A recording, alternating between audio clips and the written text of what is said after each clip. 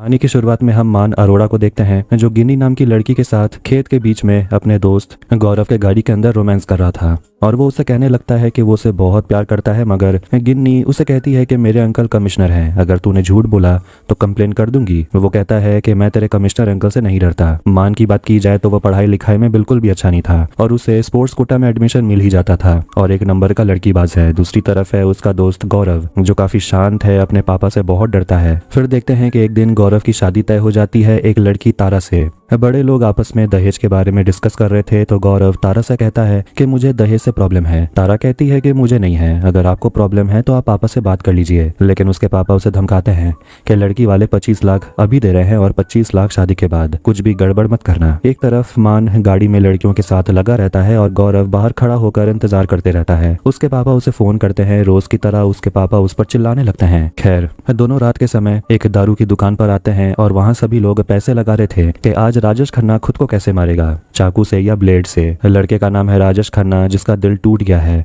और वो अपने साथ गलत करना चाहता था, लेकिन फिर भी यहाँ पर दोनों को मस्ती सूझ रही थी और राजेश से वो कहने लगते हैं कि जो करना है फाइनल कर ही ले। 3 महीने पहले देखते हैं कि राजेश बहुत ही हंसमुख लड़का हुआ करता था। वो जिस कंपनी में काम करता था वहाँ वो वैशाली नाम की लड़की से प्यार कर बैठा था, लेकिन उसे पता चला कि वैशाली अपने कंपनी के बॉस के साथ ही अफेयर चला रही थी, इसलिए राजेश ये गलत कदम उठाने वाला था। मान उन दोनों से कहने लगता है कि फिलहाल उन्हें यहाँ से निकलना होगा, उन्हें मस्ती करने की जरूरत है। वो गौरव से कहता है अपने पापा से कहकर उनकी गाड़ी लेकर आने, मगर गौरव अपने पापा से बहुत डरता है और मना कर देता है। तभी वहाँ पर हनी सिंह आता है जो काफी अमीर खानदान का लड़का है और वो अपने पापा चरण सिंह का ट्रांसपोर्ट का बिजनेस चलाता है और उसके करीब 50 ट्रक्स हैं। फिर उसकी पत्नी चन्नो को भी देखते हैं, लेकिन उसकी दूसरी कमजोरी उसकी पत्नी नहीं बल्कि उसकी ये गाड़ी पारो है। वो वहाँ आकर अपने दोस्तों से मिलता है कि तभी राजेश उसे उसकी गर्लफ्रेंड वैशाली कॉल करती है, जिससे वो काफी खुश हो जाता है। लेकिन वैशाली फोन पर चिल्लाने लगती है और कहती है कि 2 दिन बाद मेरी शादी है और उसी वक्त वो राकेश से ब्रेकअप कर लेती है, जिससे राकेश बहुत ज्यादा रोने लगता है। मान उसे कहता है कि उसे दोबारा कॉल करना चाहिए और उसे बात करना चाहिए, लेकिन हनी उसे कहता है कि अगर शेर है तो जाकर उसे फेस टू फेस बात कर।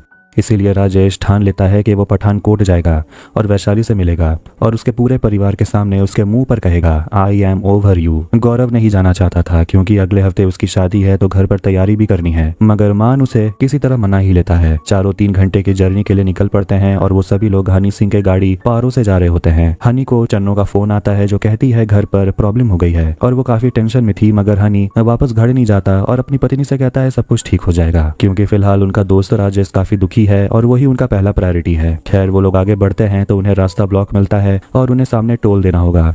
एक लड़का आता है जो गलती से राजेश की बेइज्जती कर देता है जो बहुत पिया हुआ था और वो लोग सभी उस लड़के पर हमला कर देते हैं और लड़ने लगते हैं। राजेश उन लोगों के ऊपर टॉयलेट करने लगता है और वो लोग वहां से भाग जाते हैं, मगर राजेश की दारू खत्म हो जाती है और उसे दारू चाहिए था, मगर इतनी रात में तो सारे दुकान भी बंद हो चुके होंगे। तभी उनकी नजर जाती है एक शादी पर और वो लोग वहीं चले जाते हैं। गौरव नहीं जाना चाहता था, मगर वो कर भी क्या सकता था। वो भी बिन बुलाए मेहमान की तरह घुस जाता है और वो चारों वहाँ दारू पीते हैं, खाना खाते हैं और वहाँ पर राधा नाम की लड़की की शादी हो रही थी, जिसे शादी के जोड़े में देखकर राजेश अपनी वैशाली को याद करने लगता है। गौरव को लगने लगता है कि आखिर वो कहाँ फंस गया, मगर वो भी दारू पी लेता है और चारों दारू पीकर वहाँ पर डांस करने लगते हैं। जब उनको होश आता है तो सुबह हो चुकी होती है और वो लोग सभी सो गए थे। वो जल्दी जल्दी वहाँ से निकलते हैं क्योंकि अभी भी शादी को 28 घंटे बाकी हैं और 3 घंटे के रास्ते को कवर करने के लिए उन्हें इतना समय लग रहा था। फिर राधा वहाँ पर आती है और गौरव को देखकर पूछती है आप जाग गए, और वो शर्माकर चली जाती है। उन्हें समझ नहीं आ रहा था कि आखिर ये हुआ क्या। तो मान कहता है लगता है तो उस दुल्हन के साथ सो गया था। गौरव बहुत ज्यादा फ्रस्ट्रेट हो जाता है। तभी उन्हें एक बच्चा मिलता है जो कहता है कि कल रात वो वीडियो बना रहा था और वो लड़का गौरव को जीजू कहकर बुलाता है और कहता है आपने जो कल किया वो कोई नहीं भूल सकता। देखते हैं कि लड़के वालों को दहेज के पैसे कम पड़ रहे थे, उन्हें और 5 लाख रुपए चाहिए था।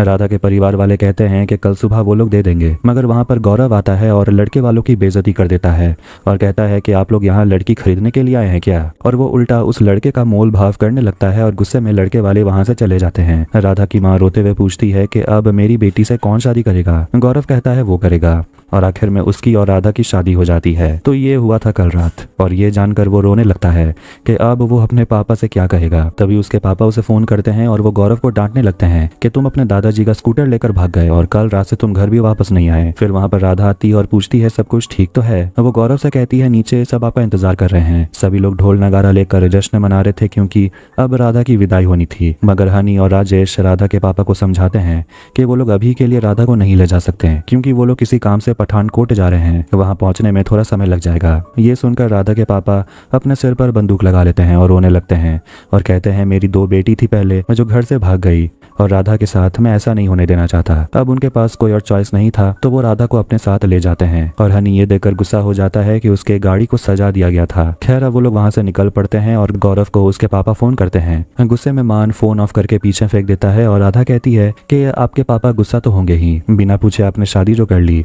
हम उनसे बात करेंगे और उन्हें शांत कर देंगे। फिर वो बाकी उसे कहती है कि वो अपने कुल देवी की मंदिर जाना चाहती है। बाकी लोग नहीं जाना चाहते थे लेकिन फिर भी उन्हें रुकना पड़ता है। गौरव और राधा जाते हैं पूजा करने के लिए। राधा सामान खरीद रही होती है और गौरव उसे छोड़कर अपने दोस्तों के पास आता है और राधा का सामान बाहर निकाल लेता है और कहता है कि वो यहीं से वापस चली जाएगी, हमें पठानकोट के लिए निकलना होगा। अब इसीलिए वो लोग राधा के बिना ही निकल पड़ते हैं और रास्ते में उन्हें कुछ लोग मिलते हैं जो प्रसाद बांट रहे थे। ये देखकर हनी को काफी बुरा लगता है कि वो राधा को मंदिर में ही छोड़कर आ गया। वो अपने दोस्तों से झगड़ा कर लेता है कि तुम लोगों का पता नहीं तुम लोग क्या सोचते हो, लेकिन मैं उसे वहां पर छोड़कर चैन से नहीं रह पाऊंगा। अब इसीलिए वो लोग वापस मंदिर जाते हैं राधा को पिक करने। गाड़ी में राधा राजेश से बात कर रही थी और उसके दुख भरी कहानी को सुनती है। वो सभी लोग एक ढाबे में आकर रुकते हैं और राधा राजेश को एक आइडिया देती है कि आप अगर उस शादी में जाइएगा तो एक लड़की को लेकर जाइएगा, इंप्रेशन अच्छा पड़ेगा। आपको एक लड़की के साथ देखकर वैशाली भी काफी जलेगी, तब आप उसके मुंह पर कह दीजिएगा आई एम ओवर यू। लेकिन वो लोग सोचते हैं कि आखिर ऐसी लड़की मिलेगी कहाँ। तो राधा कहती है कि उसकी एक दोस्त है जो कॉलेज में पढ़ती है। वो लोग कॉलेज पहुंच जाते हैं तो वहां उन्हें वही लड़की दिख जाती है जिसका नाम है मीरा।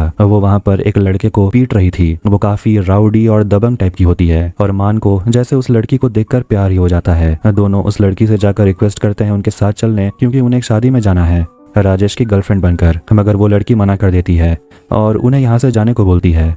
फिर वो देखती है कि जिस लड़के को वो पीट रही थी वो उसके बाइक का हेडलाइट तोड़कर भाग गया था, जिससे वो काफी गुस्सा हो जाती है और उन चारों की मदद करने के लिए मान जाती है और कहती है कि मुझे रास्ते में गुरदासपुर में रुकना होगा, तभी मैं तुम लोगों की मदद करूंगी। वो लोग मान जाते हैं। जल्दी जल्दी में राधा लड़खड़ा जाती है और गौरव उसे उठने में मदद करता है। लेकिन ये सब कुछ उसकी होने वाली पत्नी तारा देख लेती है जो भी उसी कॉलेज में थी और वो तुरंत अपने ससुर मतलब के गौरव के पिता को कॉल करके बता देती है कि आपका बेटा तो पहले से ही शादीशुदा है और वो शादी कैंसिल कर देती है। अब गाड़ी में हम देखते हैं कि मीरा स्मोकिंग कर रही थी जिससे हनी को प्रॉब्लम होने लगती है। तभी उन्हें रास्ते में नाकाबंदी मिलती है और वहां पर एक इंस्पेक्टर एक ट्रक को रोककर ड्राइवर को पीट रहा था और ये ट्रक असली में हनी का था और वो इंस्पेक्टर हनी के पिता की बेइज्जती कर देता है और कहता है कि मुझे कोई फर्क नहीं पड़ता कि ये ट्रक किसका है। वो चेक करना चाहता था कि ट्रक में ड्रग्स तो नहीं है। गुस्से में हनी इंस्पेक्टर को थप्पड़ लगा देता है जिसके बाद हनी मान पुलिस के गाड़ी को लेकर वहां से भाग निकलते हैं और उसके पीछे पीछे पुलिस ट्रक को लेकर उनको फॉलो कर रही होती है और उनके पीछे पीछे हनी की गाड़ी में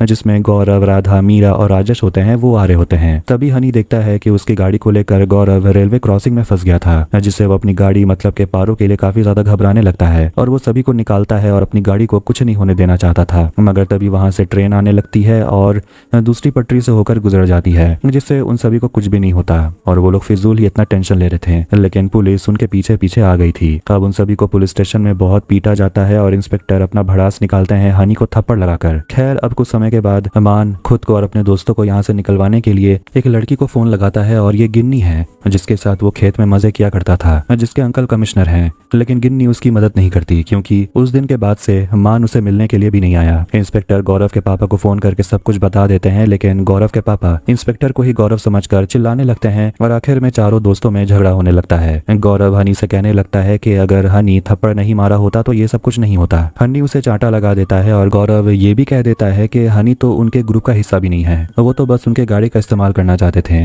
अब आखिर में वो लोग इंस्पेक्टर को मनाने लगते हैं कि उन्हें पठानकोट पहुंचना होगा और हनी इसके बाद दिल से इंस्पेक्टर से माफी मांग लेता है जिसके बाद इंस्पेक्टर उन सभी को छोड़ देते हैं। लेकिन हनी को लॉकअप में ही रखा जाता है और वो बस अपने दोस्तों से कहता है कि मेरी गाड़ी पारों का ध्यान रखना।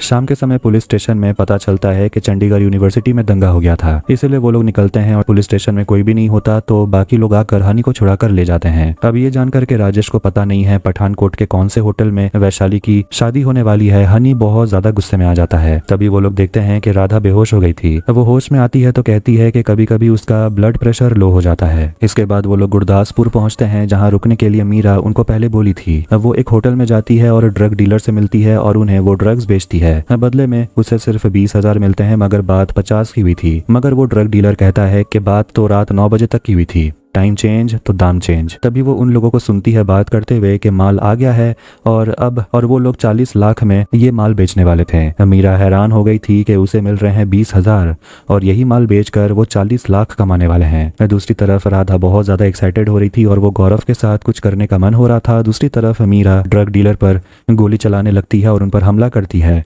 और वो सभी लोग वहां से भाग निकलते हैं। गुस्से में वो ड्रग डीलर्स उनके पीछे पड़ जाते हैं और हनी मान से कहता है डैशबोर्ड में बंदूक रखी हुई है, जो वो निकालते हैं, लेकिन मान को बंदूक चलाना नहीं आता था। इसीलिए वो सप्लायर से बात करते हैं कि उनका बंदूक चल नहीं रहा, तो ये बंदूक कैसे चलता है ये बताने। और वो सप्लायर कोई और नहीं बल्कि वही उनके पीछे जो पड़ा हुआ था ड्रग डीलर वही है। वो अपने कस्टमर की मदद करता है और उन्हें गाइड करता है कि बंदूक कैसे चलाना है और इस तरह मान उनकी मदद से उल्टा उन्हीं पर गोली चलाने लगता है। क्या हो रहा है ये सब। फिर राधा मान से बंदूक छीन कर दनादन पीछे उन बदमाशों पर गोली चलाने लगती है और उनके गाड़ी को क्रैश कर देती है। लेकिन फायरिंग में राजेश की बम में गोली लग जाती है, जिससे वो लोग सामने के हॉस्पिटल में रुकते हैं और उस हॉस्पिटल में एक डॉक्टर काम करता था जो कोई और नहीं बल्कि पंचायत का विनोद है। खैर उन सभी को हैरानी होती है ये देखकर कि ये तो जानवरों का हॉस्पिटल है, लेकिन विनोद कहता है कि इंसान भी तो पहले जानवर ही हुआ करते थे, वो आराम से ऑपरेशन कर लेगा। ऑपरेशन सक्सेसफुल भी होता है और जैसे ही सुबह होती है बदमाश वहां पर पहुंच जाते हैं मीरा को ढूंढते हुए, लेकिन वहां पर मीरा नहीं होती, ना ही हनी की गाड़ी पारो थी। वो गुंडा उन सभी को कहता है राजेश के बम पे लात मारने, जिससे राजेश की हालत और खराब होने लगती है क्योंकि उसका हाल ही में ऑपरेशन हुआ था। खैर पारो चोरी हो गई थी, इसलिए हनी अपने लोगों से कहता है पारो को जल्द से जल्द ढूंढने के लिए। दूसरी तरफ गौरव अपने दोस्तों का साथ नहीं दे सकता था क्योंकि कुछ भी प्लान के हिसाब से नहीं चल रहा था। हम देखते हैं कि पारो को मीरा ड्राइव कर रही थी और आखिर में मीरा पकड़ी जाती है और वो लोग वापस मीरा को लेकर जाते हैं उस ड्रग डीलर के पास क्योंकि ड्रग डीलर ने राधा को पकड़ लिया था। वो मीरा को सौंप देते हैं और राधा को वहां से ले जाने वाले थे, लेकिन राधा देखती है कि गौरव वहां पर नहीं था। मीरा को बचाने के लिए मान ड्रग्स लेकर ड्रग डीलर को धमकाता है कि अगर वो मीरा को नहीं छोड़ता है तो वो ये ड्रग्स यहाँ के मुर्गियों को खिला देगा, लेकिन गलती से डब्बे का ढक्कन खुल जाता है और सारा ड्रग्स चक्की में गिर जाता है। ये देखकर ड्रग डीलर सभी को मार देने वाले थे, लेकिन उनको बचाने के लिए वहां पर गौरव पहुंच जाता है क्योंकि उसे शायद राधा से प्यार हो गया था। अब वो लोग वहां से भागते हैं और वैशाली की शादी तक पहुंच जाते हैं, लेकिन वहां पर ड्रग डीलर्स भी आ गए थे। खैर कुछ समय के बाद राजेश को उसकी एक्स गर्लफ्रेंड वैशाली मिलती है जो उसे देखकर चिल्लाने लगती है और पूछती है कि तुम यहाँ क्यों आ गए। दूसरी तरफ ड्रग डीलर सभी लोगों को पकड़ लेते हैं और उनसे बदला लेना चाहते थे, लेकिन सही समय पर इंस्पेक्टर वहां पर पहुंच जाते हैं और उन ड्रग डीलर्स को अरेस्ट कर लेते हैं। फिर वैशाली अपने कमरे से बाहर निकलती है और अपनी माँ से कहती है कि उसे गलती हो गई, वो इस लड़के से शादी नहीं करेगी। वो राजेश को जाकर गले लगा लेती है और कहती है कि मुझे अब सब कुछ ठीक करना होगा। वो राजेश का हाथ पकड़ के उसे मंडप पर ले आती है और उसके साथ शादी करना चाहती थी, मगर राजेश वैशाली का असली चेहरा पहले से ही देख चुका था, इसीलिए वो जो करने आया था वही करता है और वो वैशाली के मुंह पर कह देता है आई एम ओवर यू, जिससे सारे दोस्त काफी खुश हो गए थे और उनका मिशन भी पूरा हो गया। फिर हनी को उसके घर से कॉल आता है और उसकी पत्नी काफी ज्यादा चिंता में थी। गौरव पूछने लगता है कि आपके घर में प्रॉब्लम है क्या, आप सबके प्रॉब्लम को सॉल्व कर रहे हैं, लेकिन अगर आपको भी कोई प्रॉब्लम है तो हमें बताइए। लेकिन यहाँ पता चलता है कि चन्नो जिसे हनी प्यार करता है वो ससुराल सिमर का देख रही थी और उसी को देखकर वो हमेशा परेशान होते रहती थी और हनी को अपडेट करती थी। गौरव ये सब सुनकर कहता है यार हद हो तुम लोग, और इसी के साथ ये फिल्म यहीं पर एंड